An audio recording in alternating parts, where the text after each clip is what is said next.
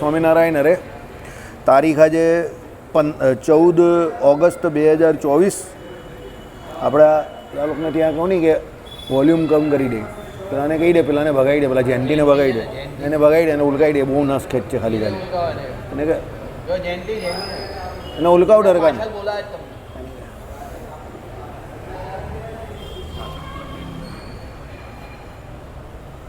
સંવત 1880 ભાદરવા સુધી એકાદશીને દિવસ રાત્રિ પાછલી 6 ઘડી રહી ત્યારે શ્રીજી મહારાજ સૂતા ઉઠીને શ્રી ગઢડા મધ્યે દાદા ખાચરના દરબારમાં જારની ખાણ ઉપર ઢોલીઓ ઢળાવીને વિરાજમાન થયા હતા અને ધોળો ખેસ પહેર્યો હતો અને ધોળી પછેડી ઓઢી હતી અને શ્યામ છેડાની ધોતલી મસ્તકે બાંધી હતી. આ આપણે ગઢડા મધ્યનું 35મું વચનામૃત જોઈ રહ્યા છીએ. પછી પરમહંસ તથા હરિભક્તને તેડાવીને તે પ્રત્યે બોલ્યા જે આજ તો અમને બહુ નિદ્રા આવી અને ઘણું ઉઠવાનું કર્યું તો પણ ઉઠાય નહીં ને નિદ્રામાં અમે વિચાર કર્યો જે ને તે વિચાર કરીને જે નિર્ધાર કર્યો છે તે કહું છું જે હું રામાનંદ સ્વામી પાસે આવ્યા મોર પણ આત્માને સાક્ષાત દેખતો ને હમણાં પણ દેખું છું ને તે આત્મા સૂર્યના જેવો પ્રકાશે યુક્ત છે. લખેલું તત્વદર્શી ઋષિઓએ મનુષ્યોનું શ્રેય આત્મદર્શનથી અને ભક્તિથી એમ 2 પ્રકારે નિશ્ચય કરેલું છે. તેમાં આત્મદર્શનથી શ્રેય તો અતિ દુષ્કર છે. ભગવાને આ મુદ્દો કેમ છેડ્યો એનું અહીંયા કારણ બતાવ્યું. નજીક આવી જાય ઓરા, કારણ કે આજે બહારથી તમને અવાજ બહુ આવશે પેલી બાજુથી, રોજ જેવી શાંતિ ના હોય. બાકા કઈ છે ઉલકાઈ દેવું નહીં તો જવા એવું છે કે નહીં, ઉલકાઈ દે એની અમારું એક્ઝિબિશનમાં જવા દે. ચાલો, એટલે શું કહ્યું કે હું રામાનંદ સ્વામી પાસે મોર આવ્યો ત્યારે પણ આત્માને સાક્ષાત દેખતો હતો. આવું ભગવાને કેમ કહ્યું? આવ્યા ને તરત એવું ચાલુ કરી દઈ કોઈ વાત કે ભાઈ હું રામાનંદ સ્વામી પાસે આવ્યો એ પહેલાં પણ પોતાના આત્માને દેખતો હતો, તો કંઈ વાતમાં કંઈ ધડ માથા તો હોય ને, કેમ એવું કહ્યું સમજો. એટલે આ વચનામૃતમાં આ વસ્તુ બહુ મેઇન છે. મુખ્ય ટૉપિક શું છે એ ટૉપિક કહેવા માટે નીચે ટીકામાં લખ્યું કે ભાઈ ભગવાન કયા મુદ્દા ઉપર ચર્ચા કરવા માંગે છે એમ. તો ઓટોમેટિક આવીને કહે કે ભાઈ અમે રામાનંદ સ્વામી પાસે આવેલા તે પહેલાં જ આત્મદર્શન કરતા હતા. એટલે ભગવાન કંઈ પોતાના વખાણ કંઈ જાતે થોડા કરે, એને સ્વસ લાગા કહેવાય. સ્વસ લાગા એટલે પોતાના વખાણ પોતાની જાતે કરીને કરવા, બરાબર. આપણે ત્યાં સનાતન સંસ્કૃતિમાં પોતાના વખાણ પોતાની જાતે કરવા એ સૌથી મોટો દોષ એટલો છે એવું નથી, પણ બહુ મોટું પાપ છે. એવું કહેવાય છે કે સુકૃત કરીને વ્યક્તિ જીવ જો સ્વર્ગમાં જતો હોય અને સ્વર્ગમાં જતાં પણ જો એ પોતાના વખાણ પોતાની જાતે કરે તો નીચે પડી જાય, એના બધા સુકૃત બળી જાય. આટલું મોટો દોષ છે. આપણા વખાણ પોતે આપણી જાતે કરવા કે જાણી જોઈને બીજા પાસે કરાવડાવવા, એમાં આટલો મોટો દોષ છે. હા, કોઈ અનાયાસે કરે અને તમે ઓકે ચાલો ઠીક છે, બાકી તમારે તમારા વખાણ જાતે કરવાના નથી ને કોઈ બીજા પાસે કરાવવાના નથી. આપણે ત્યાં સનાતન સંસ્કૃતિ શું કહે તે સાંભળો. દરેક જીવ હોય, કોઈ પણ જીવ હોય, એના જે ગુણ હોય એની સ્તુતિ કરવી. એટલે જેના પણ તમે વખાણ કરો એ જાહેરમાં કરવાના. This is fundamental rule. આ આપણી સનાતન સંસ્કૃતિ આવું શીખવાડે છે. જેના કોઈના કોઈ પણ કામના વખાણ કરવા તે જાહેરમાં કરવા. કોઈએ કદાચ કોઈ કામમાં લોચો મારેલો છે, એરર આવી ગઈ, ભૂલ પડી, કોઈની મિસ્ટેક થઈ, બ્લન્ડર મારી, તો એ જાહેરમાં નહીં વખોદવી. એને શાંતિથી ખૂણામાં બોલાવવો અને એને કહેવું કે જો અહીંયા આટલી આ મિસ્ટેક થઈ છે, બીજી વખત ન થાય એનું ધ્યાન રાખજો.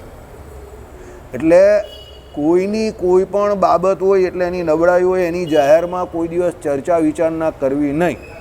કોઈને શિખામણના પણ 2 શબ્દ કહેવા હોય તો એકાંતમાં કહેવા, વખાણ જાહેરમાં કરવા. સમજો, કોઈની નબળાઈ ઉપર ચર્ચા કરવી હોય અને એમાં પણ પેલા સામેવાળા પાત્રને જોવાનું કે ખમી શકે એવો છે, એનીને તમારી વેવલેન્થ મળે છે. કારણ કે આ ભૂલ મારાથી ઘણી વખત થઈ છે. હું એવું માનું કે સામેવાળો બહુ મેચ્યોર છે તો એ 50-60 વર્ષે બી મેચ્યોરિટી એટલી નથી હોય, એટલી કેપેસિટી નથી હોતી લોકોની. સમજો, કારણ કે આ દુનિયામાં સત્યને ગ્રહણ કરવું ને એક્સેપ્ટ કરવું બહુ અઘરું છે. It is very difficult to gate truth, અને એક્સેપ્ટ કરવું એનાથી વધારે અઘરું છે. એટલે એ પહેલાં સામેવાળાની કેપેસિટી જોવાની કે આ વ્યક્તિ આ સહન કરી શકે એવો છે. નહીં તો શું થશે ખબર, તમે એને સાચું કહેશો પણ પેલાને કંઈ અવળું પડશે. કારણ કે એ સમજો, આપણે આગળ પણ આ વાત કરેલી છે તમે કેવા છો તો સામેવાળો જેવો છો એટલા જ તમે એવા જ છો. તમે જેવા છો એવા તમે નથી સામેવાળાની નજરમાં, પણ એ જેવો છે એવા તમે છો. તમે કહો યાર આ કેવી વાત, આ હકીકત છે, સમજો. દાખલા તરીકે કોઈ 10મા ધોરણમાં સાયન્સ લીધું હોય ને, પછી એને અમે ભણતા હતા ત્યારે શું કહે 11-12 સાયન્સ બહુ અઘરું છે એમ કરીને એને ડરાવે લોકો. હવે એને ડરાવે કેમ ખબર? જે ડરાવતા હોય ને એ પ્રકારના સ્ટુડન્ટ હોય કે જે 11-12માં સફળ નહીં થયા હોય સાયન્સમાં, સમજો. પણ તમે જે 11-12માં સફળ થયા હોય એવા 10ને મળો તો એ કહે કે જો ભાઈ અઘરું છે પણ તો પણ અમે સફળ છે, અમે અમારા હિસાબે મેડિકલમાં કે એન્જિનિયરિંગમાં એવી સારી જગ્યા પર છે, એટલે મહેનત કરે અને તમે સમહાવ કંઈક તમારામાં ભગવાને આપ્યું હોય તો તમે નીકળી જાઓ એમ, સમજો. એ જ 11-12 છે, એ જ 10મા ધોરણમાં સાયન્સના બધા વિદ્યાર્થી છે. ઓપિનિયન પણ એ જ બધાનો છે, પણ ઇટ વેરીઝ. હવે તમે કયા, તમારું કિસ્મત અહીંયા કામ કરે છે, તમે કેવા માણસને એપ્રોચ કરો છો એની ઉપર તમારા ભવિષ્યનો આધાર થઈ ગયો. તમે 10 એવા માણસને મળ્યા કે જે નિષ્ફળ ગયેલા, તો એ તમને લેવા જ નહીં દેશે સાયન્સ. પણ તમે 10માંથી 8 એવાને મળ્યા કે જેને સાયન્સમાં કંઈક કાઠું કાપ્યું હશે ને એ કંઈક આઈટીમાં સારી જગ્યા પર હશે ને મહિને દારે 2.5-3 લાખ રૂપિયા કમાતો થયો હશે, તો એ તમને કહે કે 100% 2 વર્ષ મહેનત છે, એ પછી પણ મહેનત છે, પણ જો સ્કિલ હોય તો પૈસા કમાવાય છે અને અત્યારે જિંદગી બહુ સારી જાય છે. એટલે આ પાછું પેલું once again I will give the example of cricket. તમને સમજ પડે કે અઘરું લાગે કે કઠણ લાગે. ક્રિકેટમાં તમે આઉટ ત્યારે નથી કે જ્યારે તમે આઉટ થયા છો. When you are declare as out by umpire, ત્યારે તમે આઉટ છો. એટલે તમે એવી દલીલ કરો કે મને તો ટચ લાગી જ નથી કે કટ લાગી જ નથી, પણ એમ્પાયરે મને આઉટ આપી દીધો, એ દલીલ ન ચાલશે. હવે થર્ડ એમ્પાયરને ડૉક્ટર્સને આને બધું આવી ગયું, અલગ વાત છે, DRS. આઈડિયા આવ્યો તમને? એટલે તમે એમ કહો કે હું બહુ સારો છું, હું બહુ સારો છું, તો હું માનું છું કે તમે બહુ સારા છો, સમજો કે તમે સાચા છો. પણ તમે સારા કે સાચા એટલા જ છો કે જેટલો સામેવાળો સારો કે સાચો છે. જો સામેવાળો એટલો સારો કે સાચો નથી તો એ તમને નથી ઓળખી શકવાનો. એ કહે કે કોઈ આટલો સારો હોય જ કહી દે શકે, સમજો. એટલે એ તમારી ગુડનેસ ઉપર હંમેશા ડાઉટ જ કરશે, યાદ રાખજો. કારણ કે એ એટલો સારો નથી. એને દુનિયાની અચ્છાઈ સમજવા માટે પહેલાં પોતે સારા થવું પડશે. સાધુ કોણ બની શકે? જે પોતે સાધુ હોય. સાધુતાના વાત લક્ષણ કોનામાં હોય કે એ બીજાને કઈ રીતે જણાવી શકે? જ્યારે એ પોતે સાધુ હોય, સમજો. બાકી શાસ્ત્રોમાં ઘણું બધું લખેલું છે, બધા કોઈ એનું પાલન કરી શકે છે? અરે વિચારી પણ નહીં શકતા. કરવાની તો વાત કેમ? કારણ કે એનામાં પોતાનામાં ગુણ નથી, સમજી જાઓ. એટલે હું તમને એટલે કહું છું કે આ એક એવી પ્રોસેસ છે કે અનસ્ટોપેબલ છે. આમાં કોઈ તમને અટકાવતું નથી. આમાં તમે જેટલું ધારો એટલું આગળ વધી શકો, અને ગમે એટલું આગળ વધશો તો પણ ભગવાનને પામીને પણ ભગવાન નહીં થવાના, ભગવાન જેવા પણ નહીં થવાના, સમજજો. કારણ કે તમે એક એવી રેસમાં ઉતરેલા છો કે એ રેસનો કોઈ એન્ડ નથી. It never ends. એમ એનો કોઈ દિવસ એન્ડ નહીં થતો. ખરાબ બનવું અઘરું કામ છે અને સારા બનવું એનાથી વધારે અઘરું કામ છે. અને દુનિયામાં સૌથી શ્રેષ્ઠમાં શ્રેષ્ઠ અને સારામાં સારું વ્યક્તિ કોણ છે? તો પરમાત્મા છે. હવે તમારી જે કમ્પેરિઝન પરમાત્માના સાધુ, હવે સાધુ બધા પોતે સાધુ એટલે સારું. હવે એ બધા બધી રીતે સારા બનવાના પ્રયત્નમાં વર્ષોથી લાગેલા છે. તમે આજે હજુ પ્રયત્ન શરૂ કર્યો છે. એટલે ઘણી વખત સાધુ પુરુષ કંઈ કહેતા હોય કે કરતા હોય એ આપણે સમજવી પડે. કારણ કે આપણે એના પરિપ્રેક્ષમાં જો ફિટ નહીં બેઠા ને, સમજો. આપણે હજુ એ જે ચર્ચા કરે છે, વાત કરે છે, એના પરિપ્રેક્ષમાં આપણે હજુ ફિટ નહીં બેઠા. હજુ આપણે દુનિયાના જીવ છે, વ્યવહારના જીવ છે. આપણો હજુ સંસાર તરફ કે સમાજ તરફ ઢાળો વધારે છે, શરીર તરફ ઢાળો વધારે છે. એટલે એ વ્યક્તિની વાતમાં સંસાર છોડવાની વાત હશે, સમાજ છોડવાની વાત હશે. અને એ સંસાર અને સમાજને વ્યવહારમાં જે લાગેલો છે તે ફક્ત ને ફક્ત જળ કમળવત લાગેલા છે. ને આપણે જે લાગેલા છે તે આપણે એ જોઈએ છે, સંસાર મેળવવો છે એટલે લાગેલા છે. એટલે અહીંયા ઘણો બધો ફેર પડી જાય બંનેની વાતમાં, બરાબર. એટલે ભગવાન અહીંયા જે એમ કહેતા હોય કે ભાઈ અમે રામાનંદ સ્વામી પાસે આવ્યા, એ પહેલાં પણ આત્મદર્શન કરતા હતા. હવે કોઈ વાંચે તો કે આ પોતાના વખાણ પોતાની જાતે જ કરે છે સ્વામિનારાયણ ભગવાન સહેજાનંદ સ્વામી તો. એટલે શું કહેવા માંગે છે? પણ એકચ્યુઅલી એવું નહીં કહેવા માંગતા. એ પોતાના વખાણ પોતાની જાતે નહીં કહેતા. અહીંયા શું છે સમજો, પહેલાં એક વસ્તુ સમજજો, વખાણ કરવા અને મૂળભૂત 5 વ્યક્તિ બેઠેલા હોય એક સરખા, અને પોતાના જે કોઈ સારા ગુણ હોય તો એ અને ખરાબ ગુણ હોય તો એની એક મુક્ત મને ચર્ચા કરવી, આ બંને અલગ મુદ્દા છે. પણ હવે એ બહુ વાર છે. હજુ એ 100 વર્ષ પછીની હું વાત તમને અત્યારથી કહી રહ્યો છું. આ વાત કરતાં હજુ એવી સભા બેસતા કે એવા 5 માણસ ભેગા થાય અને મુક્ત મને ચર્ચા કરે અને એવું આપણા સંપ્રદાયમાં આપણે ત્યાં આવું થાય એને હજુ 100 વર્ષ બાકી છે. બરાબર, હું કંઈ અહીંયા મારા વખાણ નહીં કરતો કે હું વધારે જાણું જે નહીં કરતો, પણ હજુ 100 વર્ષ પછી કદાચ એવું થાય તો આ શક્ય બને. મુક્ત મને ચર્ચા કરવી એટલે શું છે સમજો.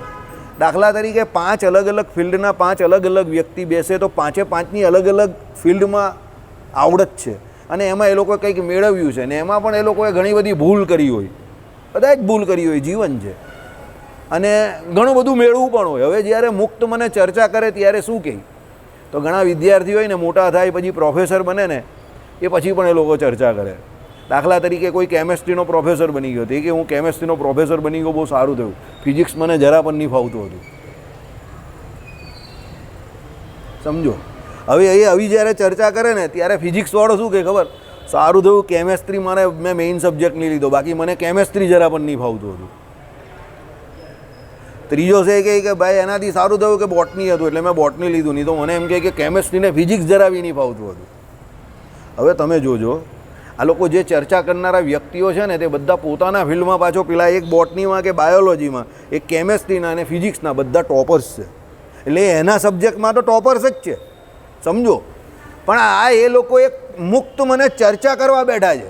શું ચર્ચા કરવા બેઠા છે કે હું આ વિષયમાં પારંગત નથી અને આ વિષય મને થોડો ફાવે છે. એટલે આનો મતલબ એવો નથી કે એના વખાણ કરે છે, એ એના પોતાની નબળાઈઓ અને એના પોતાના અનુભવ પ્રમાણે એના જે સ્ટ્રોંગ પોઈન્ટ છે એને ખાલી એલોબરેટ કરે છે.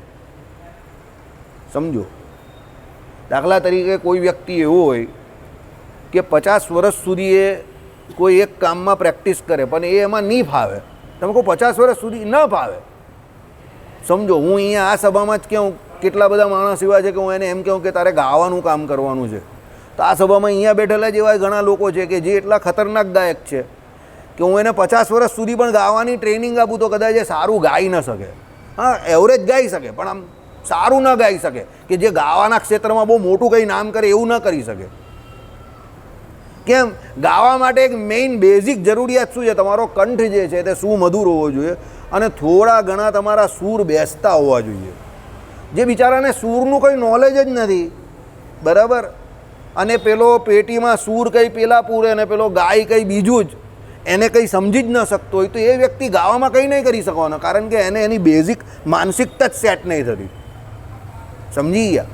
આઈડિયા આવે જ તમને હું જે કહું. એટલે એ શું કહે, સારું થયું ડ્રોઈંગ નામનો એક વિષય હતો કે હું અમે એક્સપર્ટ થઈ ગયો તો હું આ એક્ઝિબિશન કરીને મારું કામ તો થાય છે, સંગીત તો મને જરાવી નહીં પલળે પડતું હતું. પણ પેલો સંગીતવાળો આવીને શું કહેશે, અરે મારું તો જવા દેની પેઇન્ટિંગ એટલું ખરાબ હતું કે મને કોઈ ભેંસ દોડવાની કહી ને તો કૂતરો દોડાઈ જતો હતો. પણ ભગવાને સંગીત બનાવેલું જ તો સારું, હું ઊંઘમાં પણ તબલા પર થાપટ મારું છું તો બરાબર વાગે છે. સમજો, હવે અહીંયા કોઈ કોઈની નબળાઈ નહીં ગાતું, નિંદા નહીં કરતું કે કોઈ કોઈના વખાણ નહીં કરતા, પણ બધા મુક્ત મને પોતાના વિશે અને બીજાના વિશે ચર્ચા કરે છે. સમજો, પણ આવી ચર્ચા કરવા માટે એવા વ્યક્તિઓ જોઈએ, પહેલાં ઉદાર મનના, મોકળા મનના. એમ હવે ભગવાન અહીંયા જે વાત કરે છે તે એ પ્રમાણે કરે છે, એવા સંદર્ભમાં કરે છે કે ભાઈ અમે રામાનંદ સ્વામી પાસે આવેલા એ પહેલેથી પોતાના આત્માનું દર્શન કરતા હતા, કારણ કે ભગવાન છે તો એ તો કરતા જ હોય ને. સમજો, એટલે ભગવાને અહીંયા પોતાની કોઈ ઉપલબ્ધિ નહીં બતાવી, નૈસર્ગિક રીતે ભગવાન જે કરી શકતા હતા એ કહ્યું. દાખલા તરીકે અમે જે કહીએ એ પ્રમાણે કે ભાઈ અમે પહેલી વખત પણ રસોઈ કરેલી તો અમારી પહેલી વખતની રસોઈ પણ ગળે ઉતરે એવી બનેલી, પણ મારા બાપુજી અમારા પહેલાં 5 વર્ષ પહેલાં રસોઈ કરતા હતા, પણ એમની જે માસ્તરી હતી ખતરનાક માસ્તરી, કે બટાટા અને પાણી અલગ જ થઈ જાય, એ ખતરનાક એની માસ્તરી એમ એમની, કે તમે એમનું રસાવાળું શાક જો એટલે આમ બટાકું તમારે અલગ લેવાનું ને છેલ્લે રસો હોય તે ભાતમાં જ નાખવાનો, કઢીની જરૂર નહીં પડે તમને. સમજો, અને એમાં એમની જબરજસ્ત માસ્તરી હતી, એમ he was master in that. અને એમણે જ્યાં પહેલેથી જે રસોઈ કરી તો છેલ્લે સુધી પહેલે દિવસે પણ એવી જ રસોઈ અને છેલ્લે દિવસે પણ એવી જ રસોઈ, એમ એ માસ્ટરી એમની. સમજો આઈડિયા એવો હું જે કહેવા માગું તો. એટલે પછી અમને એવું લાગ્યું કે આ કામ કરવા માટે આ ભાઈ બહુ ફિટ નથી, બરાબર. એટલે પછી અમે એ કામ હાથમાં લઈ લીધું. સમજા મારી, હું કંઈ અહીંયા એમના કંઈ બદબોય નહીં ગાતો, પણ મને ખબર પડી ગઈ કે આ માણસ આ કામ નહીં કરી શકવાના. એટલે મને 14 વર્ષની ઉંમરમાં આ આઈડિયા આવી ગયો કે ના, આ 34 વર્ષે આ કામ આ ભાઈ નહીં કરી શકતા, કદાચ 14 વર્ષે હું કરી શકા. એટલે મને 14 વર્ષથી એ કામ કરવાનું ફાવી ગયું તો ફાવી ગયું. સમજો, બરાબર. આ આવું છે. એટલે અહીંયા ભગવાન એવું કહેવા માગે છે કે ભાઈ ભગવાન તો પુરુષોત્તમ નારાયણ છે, એટલે એ તો પોતાના આત્માને જોવાના જ છે, પણ એનો મતલબ એવો નહીં થતો કે આપણે બધા પણ આ કામ આસાનીથી કરી શકીએ. સમજો, આટલા બધા અહીંયા મેં જે કંઈ ચર્ચા કરી તો હું તમને એ બતાવવા માટે કરું છું કે જે ભગવાન કરે એ આપણે નહીં કરી શકવાના, યાદ રાખજો. એટલે ભગવાને અહીંયા સાહજિકતાથી કહી દીધું કે હું રામાનંદ સ્વામી પાસે આવ્યો એ પહેલાં પોતાના આત્માનું દર્શન કરતો હતો, પણ હવે ભગવાને આપણા માટે કહ્યું છે તે સાંભળો, બરાબર. આ તમને મેં પૂર્વ ભૂમિકા વચનામૃતની સમજાવી, આ સમજવી બહુ જરૂરી છે. એટલે બરાબર, કારણ કે આપણે શું છે, ઘણી વખત મને ઘણા લોકો કહે ભગવાને કહ્યું એટલે ભાઈ આપણે પણ એવું થાય જ ને એમ કે કરવાનું. અરે ભાઈ, એ ભગવાન છે અને એક લેવલ પર પહોંચેલા વ્યક્તિ નથી, વ્યક્તિ વિશેષ પણ નથી, પુરુષોત્તમ નારાયણ છે. એટલે એમને એમનું કેરેક્ટર તો અહીંયા મનુષ્ય રૂપે આવેલા હોય, એટલે પોતરેટ કરેલું હોય, આપણે શિખામણ માટે હોય. હવે આપણે ત્યાં સુધી પહોંચવા માટે ઘણો બધો દાખલો કરવો પડે, તો પણ ભગવાન સુધી તો પહોંચી જઈશું. ભગવાન તો કોઈ બની જ નહીં શકવાનું. સમજી ગયા? આ વસ્તુ અહીંયા છે. નીચે એટલે ચોખવટ કરી કે તત્વદર્શી માણસો જે કોઈ ઋષિઓ હોય છે એણે મનુષ્યનું શ્રેય એટલે જીવનું શ્રેય બે રીતે કહ્યું છે. એક તો આત્મદર્શનથી અને બીજું શું કહ્યું? ભક્તિથી. એટલે ભગવાને અહીંયા પહેલાં આત્મદર્શનની વાત કરી. અમે તો પહેલેથી જ જોતા હતા. હવે તમે સમજ્યા કે ભગવાન કેમ આ વાત કરે છે? ભક્તિથી થાય છે અને આત્મદર્શનથી શ્રેય થાય. શ્રેય એટલે કલ્યાણ થાય છે. ભગવાને કહ્યું કે ભાઈ અમે તો પહેલેથી જ જોતા હતા, સાહજિકતાથી. સમજો, એટલે કહ્યું કે રામાનંદ સ્વામી પાસે આવ્યા એ પહેલેથી જોતા હતા. એટલે ભગવાન માટે આ કાર્ય એકદમ સરળ હતું, પોતાના આત્માને જુઓ. પણ આપણામાંથી કોઈને એનો આત્મા દેખાય છે? એક પેલા ભાઈને દેખાતો હશે ત્યાં, પેલા ખભા પાસે બી દેખાય જ ને તમને, ત્યાં બેસો જ તો તમે નહીં દેખાતો? ખરો માણસ છે યાર. ચાલો કંઈ નહીં, તને નહીં દેખાય તો કોઈને નહીં દેખાય. હવે તે કેવો છે? આ સાક્ષાત દેખતો હતો. રામાનંદ સ્વામી પાસે આવ્યા મોર, પણ હું આત્માને સાક્ષાત દેખતો હતો અને હમણાં પણ દેખું છું. એટલે ભગવાન કે હું અત્યારે પણ જોઈ રહ્યો છું. સમજો, અને તે આત્મા સૂર્યના જેવો પ્રકાશે યુક્ત છે અને મારી સર્વે ઇન્દ્રિયોની ક્રિયાને વિશે મને આત્માનું ક્ષણ માત્ર પણ વિસ્મરણ થતું નથી. આપણાથી એક્ઝેક્ટ ઉલટું છે આ બધું. ભગવાન જે કોઈ ક્રિયા કરે છે તેમાં ભગવાનને આત્માનું જરા પણ વિસ્મરણ નહીં થતું. એટલે ભગવાન પોતે એવું કહેવા માગે છે કે એક બ્રહ્મ સ્થિતિને વિશે ભગવાન હંમેશને વિશે વર્તતા હતા, જે આપણે પ્રયત્ન કરી રહેલા છે કે હું આત્મા છું, અજર છું, અમર છું, અછેદ છું, અભેદ છું, કેટલા વર્ષોથી કરી રહેલા છે. પણ આપણે જ્યારે શરીરથી કોઈ પણ કામ કરીએ ત્યારે આત્માનું વિસ્મરણ આપણે પૂરેપૂરું થઈ જાય. આપણે ઇન્દ્રિયોને અંતકરણ આપણા એવા એ વિષયને વિશે ભળી જાય કે આપણે એ વિસ્મરણની આપણે ખબર જ નહીં હોય. આપણો બધો દાખલો હોય તો આપણે એવું લાગે કે એકચ્યુઅલી આપણે ગોખેલું પેલો પોપટ બોલતો હોય ને, રટીને બોલીએ છીએ. આચરણ બિલકુલ નથી આપણું, એવું થઈ જાય એ સમયે. કારણ કે આપણે વિષય પાછળ એવા ગેલા થઈ જઈએ કે આપણું એ સ્મરણ જ આખું ભંગ થઈ જાય. ત્યારે ભગવાનનું એકદમ ઉલટું છે. ભગવાન ગમે તે ક્રિયા ઇન્દ્રિય અંતકરણથી કરતા હોય તો પણ એ ભગવાનને શું છે? આત્માપણાનું જે છે તે વિસ્મરણ થતું નથી. બરાબર? ચાલો, એટલે શું કહ્યું ભગવાને કે આ મારી સર્વે ઇન્દ્રિયોની ક્રિયાને વિશે મને આત્માનું ક્ષણ માત્ર પણ વિસ્મરણ થતું નથી, પણ આત્મદર્શન થવું બહુ કઠણ છે. જો આ ભગવાને આ ચોખવટ કરી દીધી, આત્મદર્શન કરવું બહુ કઠણ છે. મહારાજે જ કહી દીધું. એ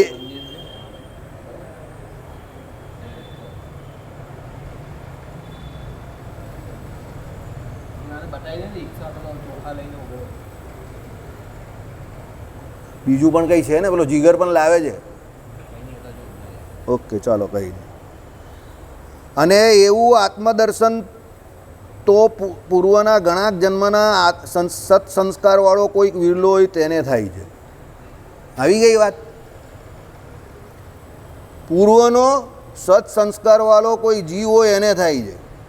એટલે એણે કેટલા જન્મોથી આવો દાખલો કર્યો હોય આત્મવિચાર કરવાનો અને આત્માના દર્શન કરવાનો, ત્યારે એને થાય. હવે તમને તમારા પ્રશ્નનો જવાબ મળી ગયો હશે તમે વર્ષોથી વિચાર કરો છો કે હું આત્મા છું, અજર છું, અમર છું, અછેદ્ય છું, અભેદ છું, હૃદયને વિશે રહ્યો છું, અણુ સરખો સૂક્ષ્મ છું, નખથી શિખા પર્યંત વ્યાપીને રહેલો છું, બરાબર, જ્ઞાન સ્વરૂપ છું, આનંદ સ્વરૂપ છું, જ્ઞાન અને આનંદ નામના ગુણ મારી અંદર રહેલા છે, જ્ઞાન સ્વરૂપ અને જ્ઞાન ગુણક બંને છું, બરાબર, અજર અમર અછેદ્ય અભેદ્ય છું, સ્થૂળ સૂક્ષ્મને કારણ 3 દેહથી પર છું, સ્થૂળ દેહનું વિભાગીકરણ, સૂક્ષ્મ દેહનું વિભાગીકરણ, કારણ શરીરનું વિભાગીકરણ, સત્વ રજ અને તમ એ 3 માયાના ગુણ એ મારામાં છે જ નહીં.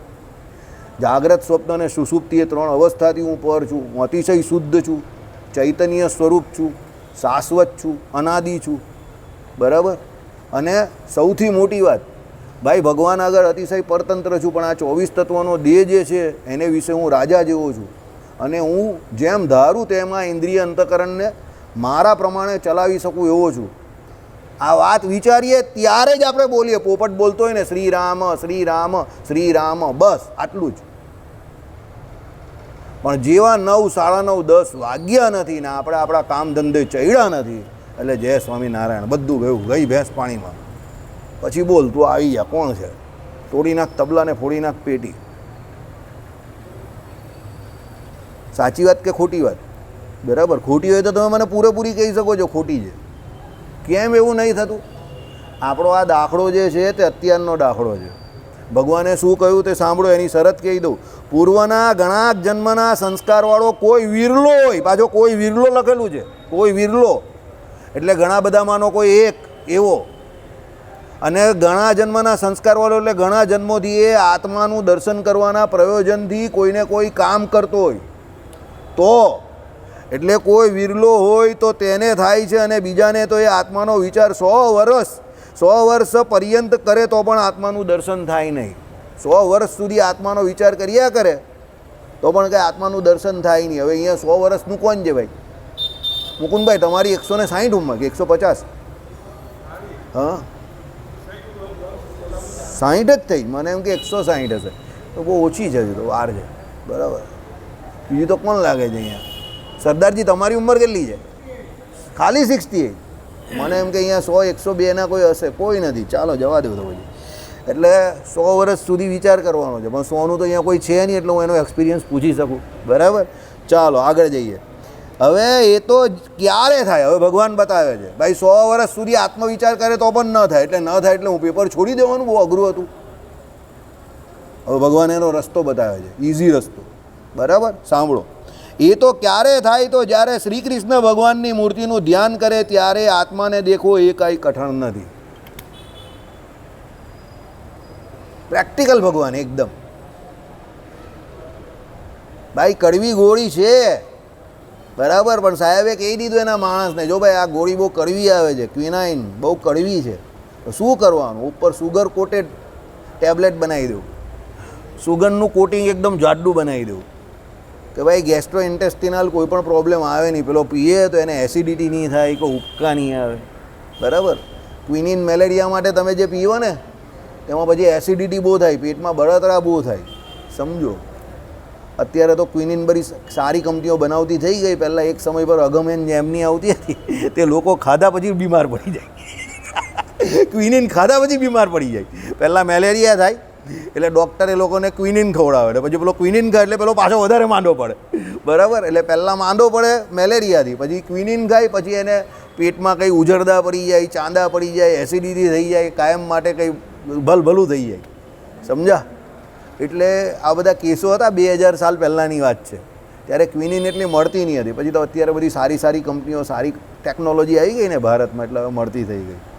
આવું છે ભાઈ. આત્માને જોવો બહુ અઘરો છે, દુષ્કર છે. ભગવાને કહ્યું 100 વર્ષ સુધી પ્રયત્ન કરે તો પણ ન દેખાય, પણ સરળ રસ્તો શું છે? તું આત્માને નહીં પકડ, તું પરમાત્માને પકડ. હે, બરાબર છે.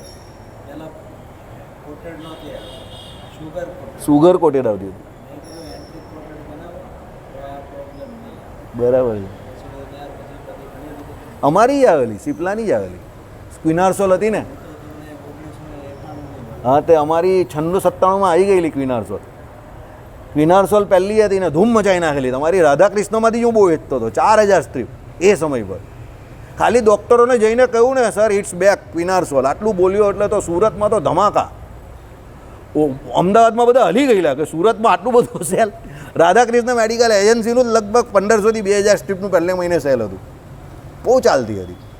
ચાલો, એટલે ભગવાને અહીંયા રસ્તો બતાવ્યો કે ભાઈ એ આમ આત્મદર્શન ન થશે તો કેવી રીતે થાય? ભગવાનની મૂર્તિનું ધ્યાન કરો. બરાબર, ભગવાન ભેળા તમે આત્મદર્શન કરવા ઈચ્છો, પરમાત્માની મૂર્તિનું ધ્યાન ભેળા આત્મદર્શન કરવા ઈચ્છો તો એ પરમાત્માની મૂર્તિ ભેળા આત્મદર્શન થઈ જશે. પણ એકલું તમે તમારા આત્માનું સમ્યક દર્શન કરવા ચાહશો ન થશે કામ. બરાબર, એટલે ભગવાને અહીંયા શું બતાવ્યું? ગમે એવી ટીમ સારી હોય પણ એમાં એક કેપ્ટન તો જોઈએ, એટલે જોઈએ જ. રોહિત શર્મા તો જોઈએ જ, સમજો. એટલે આપણે ગમે એટલા સારા ભક્ત હોઈએ પણ એમાં આપણી પાસે ભગવાન જેવા એક ગુરુ તો જોઈએ. સહજાનંદ ગુરુમ ભજે સદા, કે ભાઈ ભગવાનની મૂર્તિનું ધ્યાન કરો તો જ તમને તમારું દર્શન પણ થશે. બાકી આપણે આપણી જાતને જ ન ઓળખી શકીએ એવી હાલત છે. બરાબર, ચાલો. એટલે મૂર્તિનું ધ્યાન કરે ત્યારે એ આત્માને દેખવો કાંઈ કઠણ નથી, અને ભગવાનના ધ્યાન વિના કેવળ આત્માને વિચારે કરીને આત્મા જણાય છે કે દેખાય છે એવી તો આશા કોઈએ રાખવી નહીં. સમજો, છગન ભુજબલ બનવા જતા જ નહીં કે હું મારા દર્શન, આત્માના દર્શન જાતે કરી નાખું આમ આમ કરીને. બરાબર, બાહુબળે કરીને ઘણા બધા કામ આ લોકને વિશે થાય છે, પણ ઘણા બધા કામ એવા પણ છે જે નથી થતા. મેઇન આ કામ છે.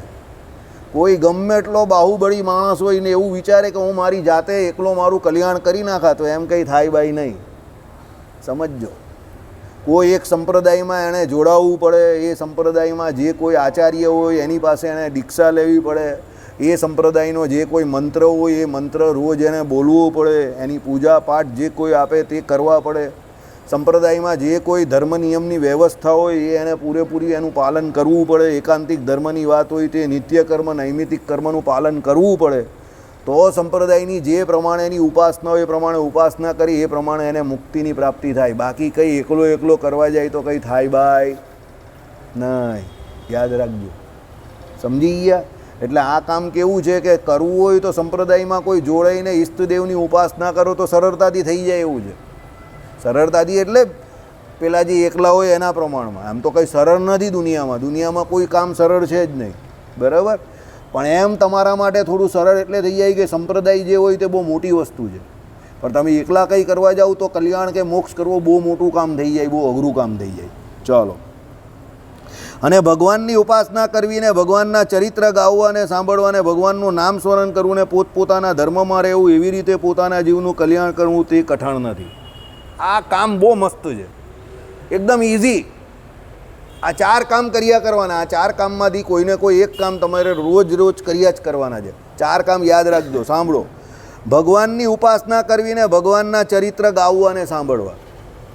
બરાબર, ભક્ત ચિંતામણી, નિષ્કુળાન કાવ્ય, સત્સંગી જીવન, બરાબર, હરિ લીલામૃતમ પણ કોઈક અંશે તમે લઈ શકો. બરાબર, આ બધા જે ભગવાનના ચરિત્ર ગાવવા અને સાંભળવા કા સાંભળી શકો. બરાબર, સત્સંગી જીવન બહુ જોરદાર ગ્રંથ છે. આમાં નંબર 1 સત્સંગી જીવનનો જ આવે, ભક્ત ચિંતામણી આવે, પછી નિષ્કુળાન કાવ્ય આવે, બીજા બધા જે છે તેને થોડાક ઓછા નંબર, પણ સત્સંગી જીવન નંબર 1 ભગવાનના ચરિત્ર ગાવવા અને સાંભળવા માટે. એની તોલે કોઈ ગ્રંથ નહીં આવે આપણા સંપ્રદાયમાં. બરાબર, પછી બીજા અવતારની વાત તમે કરો, ભગવાનના રામ કૃષ્ણાદિક જે અવતાર, તો રામાયણની કથા સાંભળો, ભાગવતની કથા સાંભળો, એમાં પણ ભગવાનના કથા વાર્તા કીર્તન આવે જ છે, ચરિત્ર આવે જ છે. એટલે આમાં કહ્યું એ પ્રમાણે ભગવાનના ચરિત્ર ગાવવા અને સાંભળવા, ભગવાનનું નામ સ્મરણ કરવું. આ બેઠા બેઠા તમે સ્વામિનારાયણ સ્વામિનારાયણ સ્વામિનારાયણ સ્વામિનારાયણ સ્વામિનારાયણ નામ સ્મરણ કર્યા કરો. અહીંયા બેઠા બેઠા કરો કે ઘરે શુભ અથવા અશુભ કોઈ પણ ક્રિયામાં કરો, થયા જ કર્યા. તમે જેટલો દાખલો કરો, જેટલો પ્રયત્ન કરો એ પ્રમાણે થાય એવું છે. આ કેવું કામ છે કે તમે છોડો તો એ છૂટે, બાકી તમને કોઈ રોકતું નથી કે તું કેમ ભગવાનનું નામ દે છે. કોઈ રોકવા આવે છે, પણ તમે કરવા માંગો તો થાય. આ કેવું છે કે વિશ કરો ડીશ કરો એના જેવું છે. તમે જેટલી મોટી વિશ કરો એટલી મોટી ડીશ થાય. તમે એમ કરો કે ના અહીંયા નહીં થાય, ખરાબ લાગે છે, સાસરામાં થોડું ભગવાનનું નામ બોલાય. લે, સાસરામાં ભગવાનનું નામ કેમ નહીં બોલાય ભાઈ? મારો એક મિત્ર મને એવું કહેતો હતો, સાસરામાં આ નહીં થાય, સાસરામાં પેલું નહીં થાય. અરે મેં કોઈ એની છોકરી તારા ઘરે આવી જ કે તું એના ઘરે ગયો છે?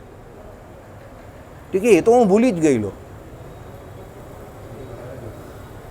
મેં કહું આલા ખરો માણસ છે, એની છોકરી તારા ઘરે આવેલી છે, તું એના ઘરે નહીં ગયો. મેં કહું કે તું બધી એની વાત કરે છે અહીંયા કે સાસરામાં આની થાય ને સાસરામાં પેલું નહીં થાય. એની છોકરી તારા ઘરે આવેલી છે, તો એ તારા ઘરમાં તારા ઘરના જે બધા નિયમ છે તે બધા ફોલો કરે છે.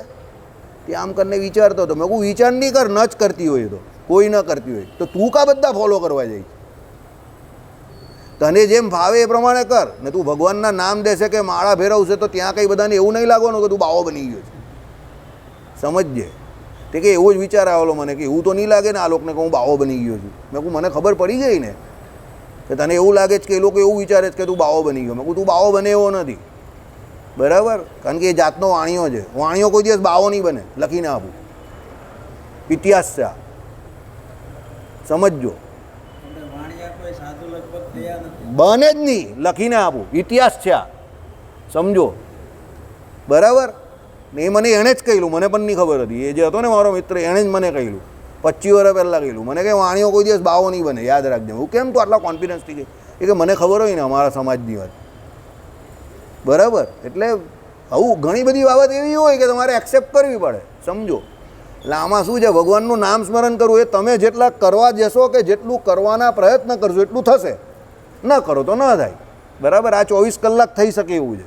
ચાલો પછી શું કહ્યું કે ભાઈ પોતપોતાના ધર્મમાં રહેવું. આ ટાઈ ફીસવાળું છે. વર્ણ અને આશ્રમ પ્રમાણે બધાએ પોતપોતાના ધર્મમાં રહેવું. એટલે આ 4 કામ કરવાના કયા? ભગવાનની ઉપાસના કરવાની, ભગવાનના ચરિત્ર ગાવા અને સાંભળવા, ભગવાનનું નામ સ્મરણ કરવું ને પોતપોતાના ધર્મમાં રહેવું. આ 4 કામ તમારે યાદ રાખવાના છે. આ 4 કામ કરીને શ્રેય કરવું, મોક્ષ કરવું સરળ કામ છે, આવું શ્રીજી મહારાજ કહે છે, સમજો, બરાબર? એટલે એવી રીતે પોતાના જીવનું કલ્યાણ કરવું કાંઈ કઠણ નથી. એ તો જેમ વાણમાં બેસીને સમુદ્રને તરવો એવો સુગમ માર્ગ છે. વાણમાં બેઠેલા હો અને સમુદ્રને તરો તો એ કેટલું સરળ છે. બાકી સમુદ્ર કે એમને એમ કે આપ બળે તમે તરવા જાઓ, ગમે એવો મોટો તરવાઈ ગયો હોય પણ એમ કહે કે ચાલ ભાઈ હું સમુદ્ર આખો તરીને પાર કરી દઉં, એ ન થાય. એ તો થાકી જ જાય. સમુદ્ર તો કેવો મોટો હોય, એટલે એના માટે વાણ જોઈએ જ તમને. મોટું વાણ હોય એની અંદર તમે બેસી જાઓ તો મસ્ત કામ થઈ જાય. દરેક જગ્યા પર પછી તમે એમ કહો કે ના અમે ગરનારાની પેલી બાજુ જ રહીએ છીએ ને અમે તો મહેનત જ કરવાના, એ નહીં ચાલે. પછી ઘણી વખત તમારે સુરતી મેન્ટાલિટી વાપરવી પડે કે ચાલ ભાઈ અહીંયા નીચેથી વાણ મળે છે તો પછી અમારા જેવો હોય તો એમ વિચાર કે ભાઈ આને જરા ઊંચું કર નહીં, પેલો કે ઊંચું નહીં થાય, ઓકે તો માં નીચે આવવું પડશે, હા ચાલ તો ભાઈ નીચે જઈએ. બાકી અમે તો એવો જ વિચાર કરીએ કે વાણ ઊંચું કરે કે અહીંયાથી સીધા જ નીકળી જવાય. સમજા તમે? બાઉન્સર કહ્યું. ચાલો આઈડિયા આવ્યો?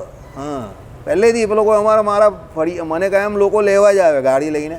એટલે હું એમ જ કહું, જો ભાઈ ઘરને બહારને આવજે, હું દરવાજો ખોલું એટલે તું બહાર જોઈએ મને. એટલે બોલો આમ સીટ પણ એડજસ્ટ કરીને મૂકે. વાસુદેવ ભાઈ સીટ એડજસ્ટ કરીને મૂકીશ, તમારે કૂદવાનું જ છે ખાલી. મેં કહું દેટ આઈ કેન ડુ. કૂદું તો હું પહેલેથી જ છું. એટલે હું સીધો કૂદી પડું ને ગણપતિની જેમ સીટ પર બેસી જાઉં. બસ પછી પેલો શાંતિથી જ્યાં લઈ જાય તો આંખ મીચીને બેસી જ જવાનું આપણે. હવે તારે જ્યાં લઈ જાઓ એ તો લઈ જા. ને રાત પડે એટલે પેલો ત્યાં એ જ જગ્યા પર છોડીને ચાલ્યો જાય. આ કામ આપણે એક્સપર્ટ એમ.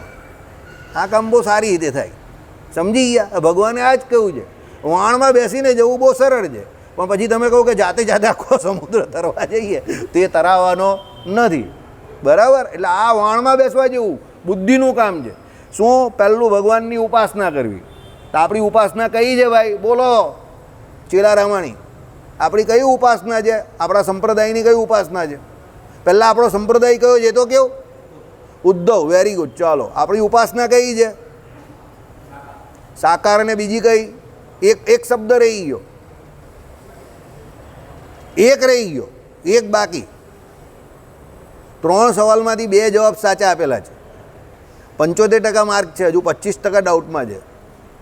એક સાકાર અને આપણી ઉપાસના કઈ? સાકાર અને ભગવાનને કેવા જાણવા? સાકાર અને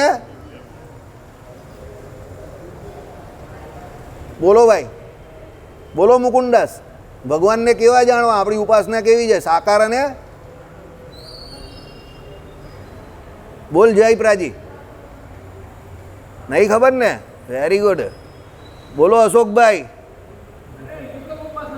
વેરી ગુડ. ચાલો મને ખબર હતી.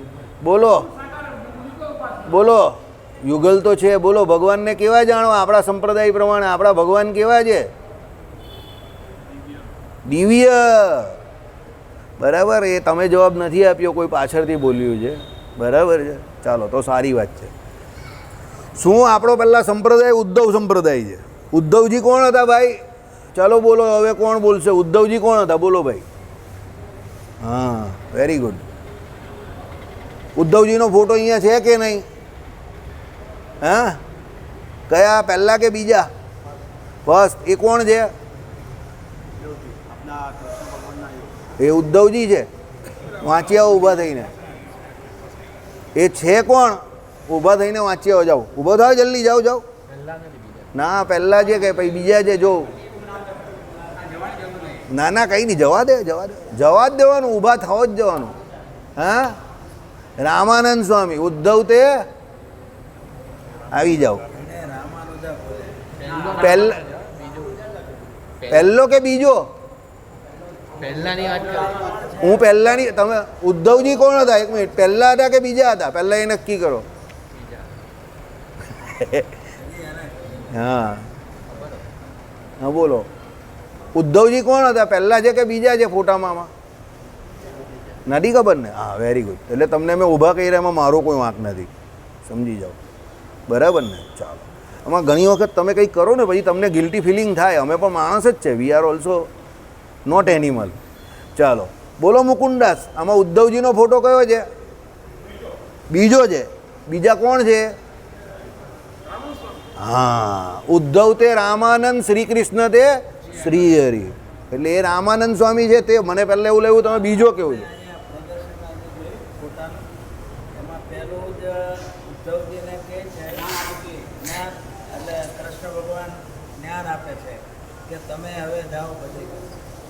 બરાબર છે, આઈડિયા આવી ગયો. એટલે આ બરાબર, એટલે એ રામાનંદ સ્વામી હતા, સમજી ગયા? એટલે ઉદ્ધવ તે રામાનંદ, શ્રી કૃષ્ણ તે શ્રી હરિ. એટલે રામાનંદ સ્વામી હતા તે ઉદ્ધવજીનો અવતાર હતા. બરાબર. આપણી આ શું છે? શું છે આપણી? આપણી આ શું છે? ગુરુ પરંપરા. હવે રામાનંદ સ્વામીના ગુરુ કોણ હતા? જગતગુરુ શંકરાચાર્ય. એની હતા તો હા, રામાનુજાચાર્ય. ઓકે, તો આપણી રામાનુજાચાર્યથી ગુરુ પરંપરા ચાલે છે એકચ્યુઅલી. અને રામાનંદ સ્વામી અને પછી આખી આપણી આ જે આચાર્ય મહારાજની ગુરુ પરંપરા, જે શ્રીજી મહારાજે વડતાલમાં 2 ગાદી સ્થાપી, તે આપણી ગુરુ પરંપરા. એમાં આપણો વડતાલ દેશ, લક્ષ્મીનારાયણ દેવ ગાદી. એ તો છેક છેલ્લે નારાયણ ને લક્ષ્મી. એ તો શ્રી સંપ્રદાયની, આપણા સંપ્રદાયની આપણે વાત કરીએ. We are limiting our self. તો આપણો સંપ્રદાય એ રામાનુજવાળી પરંપરા, અને એ ત્યાંથી શ્રી સંપ્રદાય સુધી જવાનું આપણે કહીએ બધાને કે અત્યારે એ નથી. ભગવાને જે આપણી ગુરુ પરંપરા કે એટલું નાનું યાદ રાખશો તો પણ બહુ છે. બરાબર. હવે આ યાદ રાખવું કેમ જરૂરી છે? આમાં કહ્યું કે ઉપાસના. તો ઉપાસના આપણી કઈ છે તે સાંભળો. આપણી જે ઉપાસના છે તે યુગલ છે, તે તો પછી વાત કરી. પણ પહેલાં આપણી ઉપાસના કઈ છે? તો રામાનુજાચાર્યએ જે ભગવાનને સાકાર અને દિવ્ય, બરાબર, કેમ દિવ્ય કેવી રીતે કયા? કયું વચનામૃત આપણે અહીંયા ચલવેલું, જેમાં ભગવાનની મૂર્તિ અહીંયા આપણે કેવી કહેલી? 3 શબ્દ આવે છે અંદર. દિવ્ય કેમ કહીએ છીએ આપણે એને? આમાં 3 શબ્દ છે. બોલો મુકુંદાસ. 3 શબ્દ આવે છે. 3 શબ્દથી એક આખો શબ્દ જોડાય છે. એટલે 3 એના સંધિ છૂટી પાડે તો 3 શબ્દ થાય. સચ્ચિદાનંદ ચલવેલું ને વચનામૃત આપણે અહીંયા જ, કે ભાઈ એ ભગવાન જે છે તે અહીંયા પણ તમારે સચ્ચિદાનંદ મૂર્તિ જ ભગવાનની સમજવાની છે. તો સચ્ચિદાનંદ એટલે શું? દિવ્ય. બરાબર. એટલે ભગવાનની એ મૂર્તિ દિવ્ય છે, આપણે દિવ્ય માનવાની છે. એટલે તો આપણે શું કહીએ છીએ કે ભાઈ અહીંયાની જે આપણી મૂર્તિ, જે અર્ચા આપણે મળી છે તેને અક્ષરધામની મૂર્તિ, એમાં અણુ સરખો પણ ફેર કે તફાવત નથી. એટલે એ ભગવાનને દિવ્ય જાણવા. અને સાકાર, તો સાકાર તો છે જ, મૂર્તિ રૂપે છે. આ આપણી શું છે? ઉદ્ધવ સંપ્રદાયની આપણી પોતાની ઉપાસના છે. હવે આપણે આ પ્રમાણે ઉપાસના કરીએ. અહીંયા આપણા ભગવાનને આપણે સાકાર અને દિવ્ય માનીએ. સમજો, આપણા ઈષ્ટદેવને ઘનશ્યામ મહારાજ કેવું, શ્રીજી મહારાજ કેવું, સહજાનંદ સ્વામી કેવું, સ્વામિનારાયણ ભગવાન કેવું, નારાયણ મુનિદેવ કેવું, હરિકૃષ્ણ મહારાજ કેવું, તમારી ચોઈસ. બરાબર. આ તમારી ચોઈસ. આટલા બધા હરિ તારા નામ છે 1000, કયા નામે? લખવી કંકોત્રી, એવું છે આ તો. બરાબર. નામી એક જ છે, નામ એના ઘણા બધા છે. હવે આ તમે જે ઉપાસના કરો કે ભાઈ તમે તમારા ઈષ્ટદેવને, ભગવાનને અહીંયા દિવ્ય અને સાકાર જાણો, તો દરેક સંપ્રદાયની એક ઉપાસના હોય. એ પ્રમાણે એની પછી મુક્તિ વર્ણવેલી હોય. તો હવે આપણે ઉપાસનાની વાત કરી, તો તમે આ પ્રમાણે તમારા ભગવાનને, એટલે આપણે આપણા ભગવાનને દિવ્ય અને સાકાર જાણીએ અને પછી એનું ધ્યાન ભજન ઉપાસના કરીએ તો પછી આપણી મુક્તિ કેવી રીતે થાય? બોલો ચેલાભાઈ, ચેલા રામાણી, આપણી મુક્તિ કઈ છે?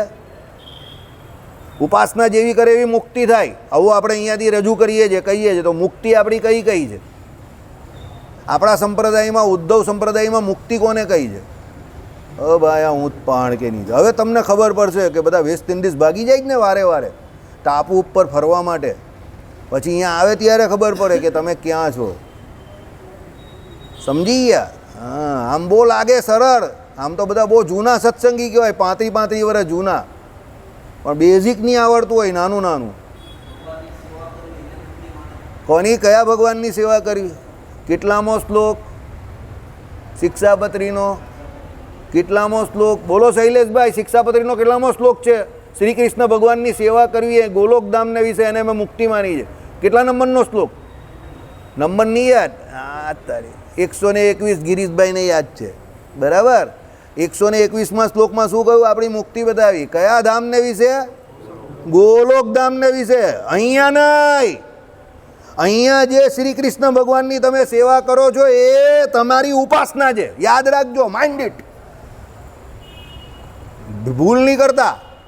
તમે અહીંયા જે ભગવાન શ્રી કૃષ્ણની સેવા કરો છો તો અહીંયા મુક્તિ નથી, એ અહીંયા તમારી ઉપાસના છે. અને ત્યાં છે અક્ષરધામમાં, એ તમારી શું છે? મુક્તિ છે. ફેર છે બંનેમાં.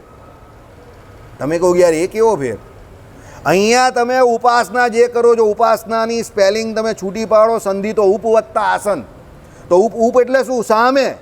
તો જેની સામે બેસીને તમે ધ્યાન ભજન કરો છો કે કીર્તન કરો છો, તો કોની સામે બેસો છો? ભગવાનની સામે. તો એની સામે ઊભા રહીને કે બેસીને તમે એનું ધ્યાન ભજન કરો છો, એટલે તમે ઉપાસક અને એ ઉપાસ્ય, અને તમે કરો છો તે ઉપાસના. એટલે અહીંયા કરો છો તે ઉપાસના છે.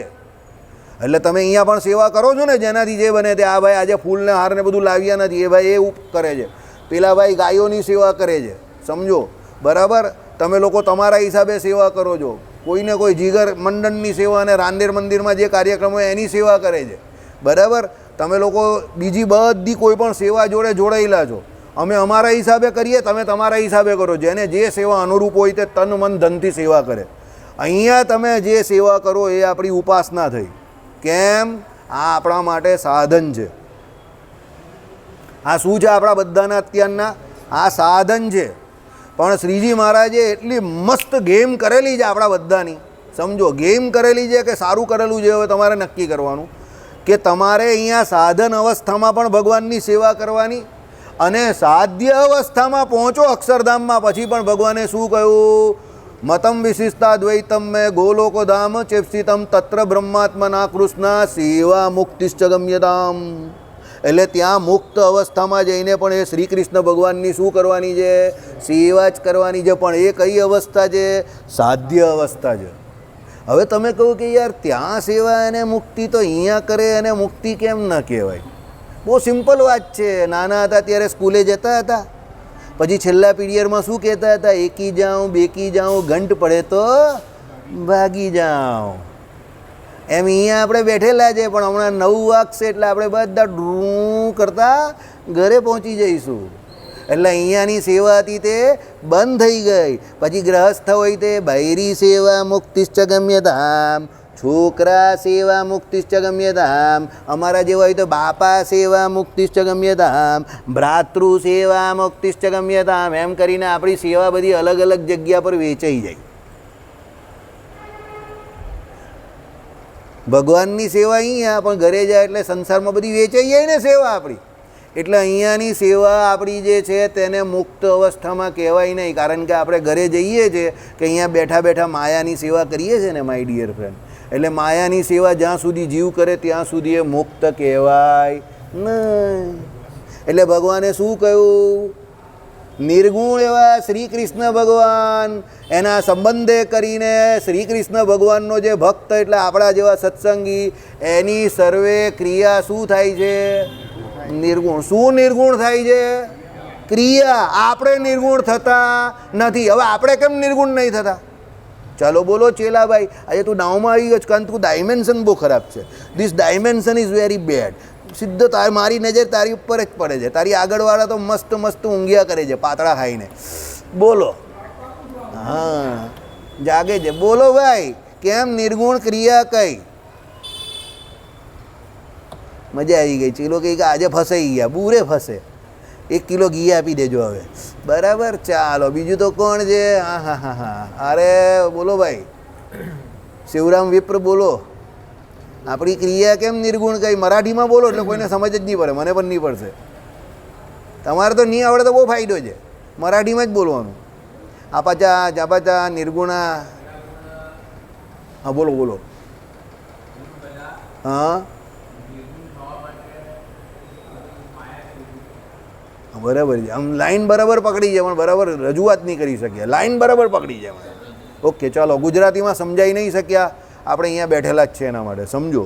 શું કહ્યું? નિર્ગુણ આપણી ક્રિયા થાય છે, આપણે નિર્ગુણ નહીં થતા. હવે આપણે તો જીવ તો નિર્ગુણ જ છે, સત્વ રજ અને તમે 3 ગુણથી. પણ જીવ જે છે તે શરીરને વિશે તદાત્મકપણે રહેલો છે. કેવી રીતે રહેલો છે? તદાત્મકપણે રહેલો છે, આમ જોડાઈને રહેલો છે. એટલે આપણે 24 કલાકમાં એવું એક પણ ઘડી કે એક પણ ક્ષણ એવું ફિલિંગ નહીં આવતું કે હું શરીરથી જુદો છું. અને આપણા જે કોઈ કર્મો હોય કે કાર્ય હોય તે કોણે અભિભૂત થઈને કરેલા હોય? આપણા સત્વ રજ અને તમે 3 ગુણથી અભિભૂત થઈને જ આપણે કરતા હોઈએ. સમજી ગયા? એટલે ભગવાને શું કહ્યું? તમે સત્વ રજ અને તમે 3 ગુણથી અભિભૂત થઈને કર્મ કરશો ને તો બંધનમાં આવશો. પણ અમારી આજ્ઞા પ્રમાણે શિક્ષાપત્રીમાં જેમ કહ્યું, રોજ સવારે સૂર્ય ઉગ્યાથી પહેલાં ઉઠી જવાનું, ભગવાનની મૂર્તિનું ધ્યાન કરવાનું. હવે આ પ્રમાણે કરશો તો તમારી ક્રિયા શું થઈ જશે?